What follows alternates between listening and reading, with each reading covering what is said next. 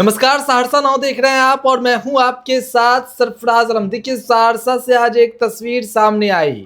School की बच्चियां सड़क पर उतरी, प्रदर्शन कर रही थी। मामला क्या है वो समझने की कोशिश करेंगे। सहरसा के पसतपार मध्य विद्यालय का ये मामला था। बलुआहा बाजार मुख्य सड़क पर प्रदर्शन हुआ और भारी तादाद में स्कूल की छात्र छात्राएं जो है वो प्रदर्शन में शामिल हुई। कई मांगे थी। इस पर विस्तार से चर्चा करेंगे। हमारे सहयोगी संदीप मिश्रा इस वक्त हमारे साथ मौजूद है। संदीप, पहले तो ये बताइए, संदीप भाई, ये क्या था आज? पहले तो प्रोटेस्ट, किसी तरह का प्रोटेस्ट होता था तो लोग, युवा आते थे, सड़क पर उतरते थे। आज तो तस्वीर ही बदल गई। छात्र जो है वो अब सड़क पर उतरे, क्या कहेंगे? देखिए, ये इस तरह अगर बच्चों को, विद्यार्थियों को अगर अपनी पढ़ाई छोड़ के अगर सड़कों तक आना पड़े तो ये बहुत दुख की बात है। ये पूरे समाज के लिए दुख की बात है। और जिस तरह की मांगे उनकी थी, वो जाहिर सी बात है कि वो कोई लग्जरी मांग नहीं रहे थे। जो बुनियादी सुविधाएं वो मांग रहे थे। जिस तरह से हमने देखा प्रदर्शन में भी कि उनका जिस तरह से मांग थी कि उचित पढ़ाई की व्यवस्था हो, शौचालय हो। छात्राओं की मांग थी कि शौचालय चलित शौचालय हो, चलने वाला हो।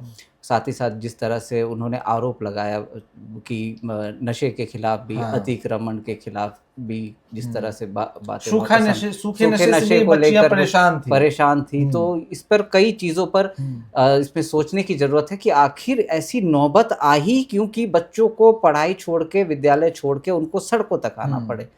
ये इस पर बेहद इस पे सोचने वाली बात है। और जिस तरह से पिछले कई दिनों से इसमें देखिए, आज का जो युवा है वो अपने अधिकारों को लेकर के, उनको पता है कि ये हमारे अधिकार है, शिक्षा का अधिकार है, फंडामेंटल राइट है।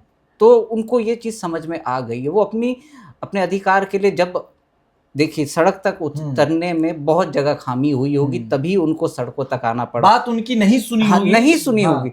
देखिए, स्कूल मैनेजमेंट कमेटी ने उनकी बात नहीं सुनी होगी। अब ये स्कूल मैनेजमेंट को देखना होगा क्या उन तक ये बात आई थी। फिर प्रखंड और जिला स्तर तक अगर ये बात आई थी, तो अगर ये बात स्कूल मैनेजमेंट तक आई तो उन्होंने प्रखंड तक क्यों नहीं पहुंचाई? और अगर वहां तक भी बात गई तो फिर विभाग के पास गई। विभाग को भी उस पर सोचना चाहिए था। राज्य की औसत की बात करें तो पिछले दशक से अभी तक कई सुधार हुए, इसमें कोई दो राय नहीं, कई सुधार हुए हैं। लेकिन कई जगहों पर कमियां भी हैं, इसीलिए आज वो सड़कों पर उतरे। और जहां तक दूसरी बात है कि सूखे नशे को लेकर के भी वहां पर काफ़ी बच्चों ने जो संज्ञान लेने को कहा, चिंता उनके अंदर साफ दिखाई दे रही थी। तो उस पर जो पुलिस प्रशासन है, उनके ध्यान में ये बात पहले आई? स्कूल मैनेजमेंट की तरफ से ये बात कही गई, उनको भी ये चीज़ बताना होगा और उस चीज़ पर देखना होगा कि अगर वहाँ पर बच्चियाँ या छात्राएं अगर वहाँ पढ़ती हैं और उस समय अगर इस तरह की शिकायत आती है तो वहाँ पर किस तरह से पेट्रोलिंग बढ़ाई जाए। ग्रामीण क्षेत्र में अक्सर इस तरह की तस्वीर देखने को मिलती है। सबसे बड़ी जो व्यवस्था पर सवाल खड़ा होता है वो शौचालय को लेकर सवाल अक्सर जो है वो देखने को मिलती है। सरकार के आंकड़े क्या कहती है? बिहार सरकार शिक्षा को, व्यवस्था को दुरुस्त करने के कई दावे कर रही है। सरकार के आंकड़े क्या कहती है? आपके पास वो आंकड़ा क्या है? देखिए, मैं UDISC, जो कि unified district information system for education plus, Bharat सरकार का स्कूल शिक्षा का बड़ा सिस्टम है, उसके अगर आंकड़े मैं बताऊं 2024-25 की बात कर लेते तो बिहार में लड़कियों के लिए फंक्शनल टॉयलेट कवरेज करीब 98% है। 98%, 1 समझ लीजिए। पिछले दशक से बड़ा सुधार हुआ, जैसे मैंने पहले भी कहा, 65% से 98% तक पहुंचा है। इसमें कोई दो राय नहीं, सुधार हुआ है।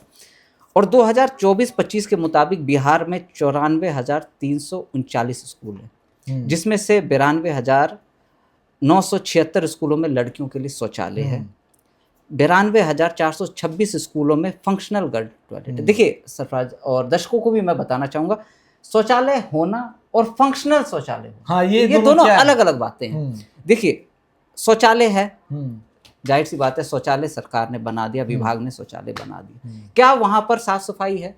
क्या वो जाने लायक है?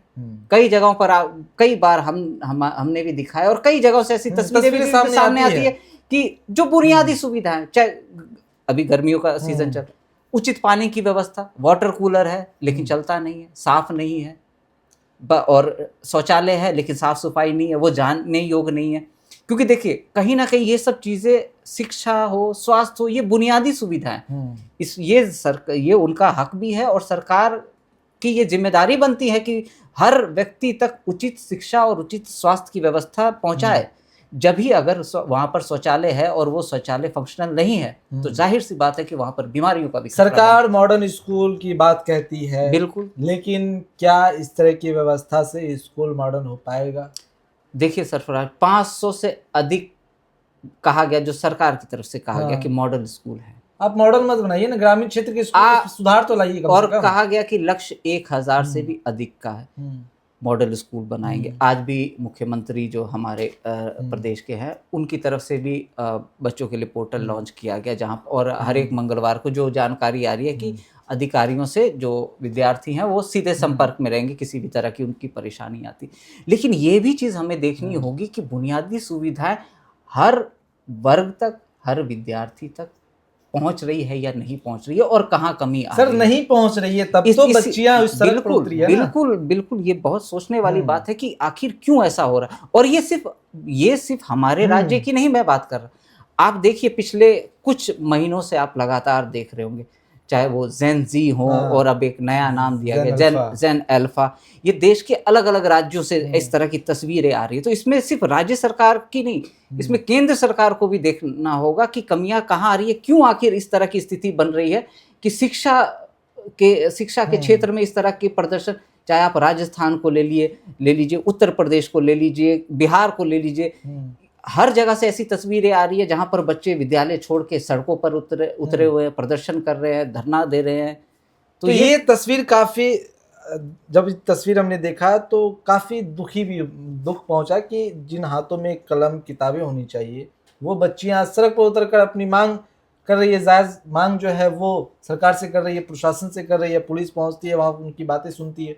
तो कहीं ना कहीं यहाँ तक पहुंचने से पहले भी वो बातें रखी होगी। बिल्कुल, इस पे विभाग को ध्यान देना चाहिए। अगर ऐसी तस्वीर आज आई है तो विभाग को ये ध्यान देना चाहिए कि अगर ऐसी नौबत क्यों आए कि सड़क तक उन्हें आना पड़ा। हमारे छोटे छोटे बच्चे हैं, वो प्राथमिक कक्षाओं में पढ़ते हैं, उनको अगर सड़क तक आना पड़े, और पुलिस के लिए भी बहुत मुश्किल हो जाता है क्योंकि वो मैच्योर नहीं होते, उनको समझाना पड़ता है उनको। और ना वो किसी ऐसा है कि किसी राजनीतिक पार्टी से ताल्लुक रखते हैं, वो कोई लग्जरी आइटम आपसे नहीं मांग रहे कि हमें स्मार्ट क्लासेस बना दीजिए, हमें स्कूल में सोफा लगा दीजिए, हमें सरकारी स्कूल में तो गरीब जो मिडिल क्लास के लोग हैं, जो गरीब परिवार के लोग हैं, उनके ही बच्चे पढ़ते हैं। बिल्कुल। और लगातार केंद्र सरकार भी और राज्य सरकारें भी कह रही हैं कि सरकारी स्कूल में अपने बच्चों को भेजे, हम मॉडल स्कूल बना रहे हैं, स्मार्ट लर्निंग बना रहे हैं, मुफ्त शिक्षा दे रहे हैं, मुफ्त उच्च शिक्षा दे रहे हैं। जिस तरह से कल भी कहा गया मुख्यमंत्री के द्वारा JEE NEET के लिए तैयारियां कराई जाएंगी। जो लोग उस उच्च शिक्षा हासिल नहीं कर पाते हैं, चाहे वो फाइनेंशियल कंडीशन हो या घर छोड़ के नहीं जा सकते, तो उनके लिए व्यवस्था कराई जाएगी। काम अच्छा हो रहा है, लेकिन कुछ चीजों पर ध्यान देने की जरूरत है। चलिए, जरूरत है। संदीप मिश्रा थे और हमने उन चीज़ों को समझने की कोशिश की कि आखिर उन्हें सड़क पर क्यों आना पड़ा, बच्चियों को सड़क पर आकर प्रदर्शन क्यों करना पड़ा। संदीप भाई ने विस्तार से जानकारी दिया और उन्होंने ये डाटा भी आपके सामने रखने की कोशिश की कि सरकार के आंकड़े क्या कहते हैं। तो सहरसा से आज ये तस्वीर सामने आई, जिसने भी ये तस्वीर देखा उनके मन में थोड़ी दुखी हुई कि आखिर बच्चियों को क्यों सड़क पर आना पड़ा। और ये सवाल तमाम लोगों के जहन में चल रहा होगा, जिन्होंने इस तस्वीर को देखा, तमाम लोगों के जहन में चल रहा होगा। उन जब बच्चियों के हाथों में किताब कलम होनी चाहिए, वो बच्चियां आज सड़क पर उतरकर अपने जायज़ मांग को लेकर प्रदर्शन कर रहे हैं, जो बुनियादी सुविधा है उनकी मांग करते हुए नजर आ रहे हैं। ऐसे ही तमाम छोटी बड़ी खबरों को देखने के लिए आप बने रहे सहरसा नाउ के साथ। अगर आपने हमारे YouTube चैनल को अब तक सब्सक्राइब नहीं किया है तो जल्द सब्सक्राइब कर ले। फेसबुक पेज के माध्यम से देख रहे हैं तो फेसबुक पेज को भी लाइक करें, शेयर करें। धन्यवाद।